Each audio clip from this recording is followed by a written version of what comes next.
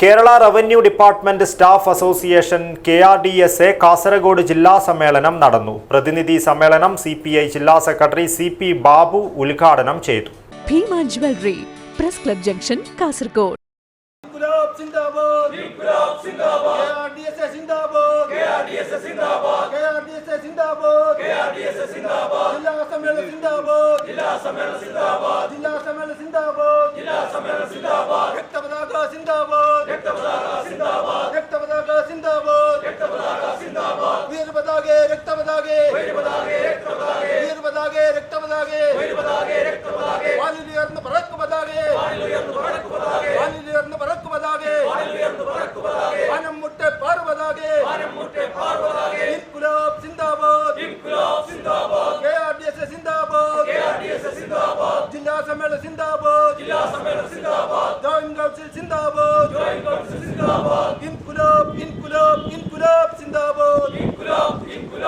രണ്ട് ദിവസങ്ങളിലായാണ് Kerala revenue department staff association KRDSA Kasaragod ജില്ലാ സമ്മേളനം നടന്നത്. രജിസ്ട്രേഷൻ നടപടികൾക്ക് ശേഷം പതാക ഉയർത്തലോടെ കാസർഗോഡ് പുതിയ ബസ് സ്റ്റാൻഡിന് സമീപത്തെ സർവീസ് സഹകരണ ബാങ്ക് ഹാളിൽ സമ്മേളനത്തിന് തുടക്കമായി. പ്രതിനിധി സമ്മേളനം CPI ജില്ലാ സെക്രട്ടറി CP ബാബു ഉദ്ഘാടനം ചെയ്തു. പോയ 10 വർഷം ഏതാണ്ട് 9 വർഷക്കാലത്തിനുള്ളിൽ 4,60,000 വരുന്ന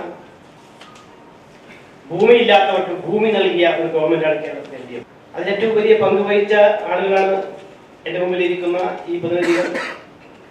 പട്ടയങ്ങൾ നൽകുന്നതിന് വേണ്ടിയുള്ള സർക്കാരിന്റെ തീരുമാനം, പ്രത്യേകിച്ച് റവന്യൂ വകുപ്പ് മന്ത്രിയുടെ കഴിഞ്ഞ ഗവൺമെന്റിൽ സഖാവ് ചന്ദ്രശേഖരനും ഇപ്പോൾ ഈ ഗവൺമെന്റിൽ സഖാവ് K.രാജനും വളരെ കൃത്യമായി സമയബന്ധിതമായി ഭൂമിയില്ലാത്തവർക്ക് ഭൂമി നൽകുന്നതിന് വേണ്ടി ജില്ലാ പ്രസിഡന്റ് അനിൽകുമാർ KV അധ്യക്ഷത വഹിച്ചു. ജില്ലാ കമ്മിറ്റി അംഗം ഷഫീർ MC രക്തസാക്ഷി പ്രമേയവും ജില്ലാ ജോയിന്റ് സെക്രട്ടറി രമ്യ MA അനുശോചന പ്രമേയവും അവതരിപ്പിച്ചു. ജില്ലാ ജോയിന്റ് സെക്രട്ടറി അഖിൽ AJ സ്വാഗതം പറഞ്ഞു. സംസ്ഥാന ജനറൽ സെക്രട്ടറി P. ശ്രീകുമാർ സംഘടനാ റിപ്പോർട്ടും ജില്ലാ സെക്രട്ടറി വിശ്വംഭരൻ പ്രവർത്തന റിപ്പോർട്ടും അവതരിപ്പിച്ചു.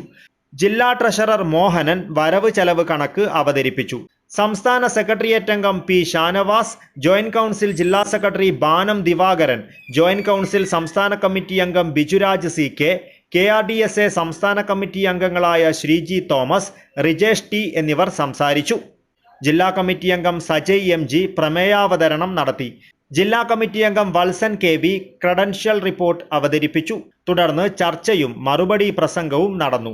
പിന്നാലെ ഭാരവാഹി തെരഞ്ഞെടുപ്പും നടന്നു. സമ്മേളനത്തിന്റെ ആദ്യ ദിനം വിദ്യാനഗർ സ്മോൾ സ്കെയിൽ ഇൻഡസ്ട്രിയൽ ഹാളിൽ സാംസ്കാരിക സമ്മേളനം സംഘടിപ്പിച്ചിരുന്നു. ജോയിന്റ് കൗൺസിൽ സംസ്ഥാന സെക്രട്ടറി നരേഷ് കുമാർ കുന്നിയൂരാണ് സാംസ്കാരിക സമ്മേളനം ഉദ്ഘാടനം ചെയ്തത്.